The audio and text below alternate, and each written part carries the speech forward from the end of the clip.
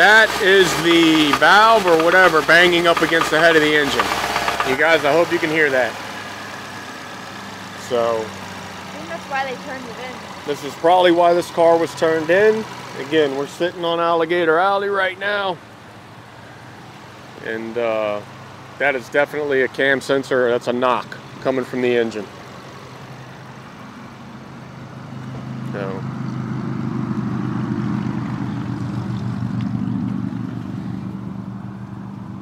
let's see. Yep.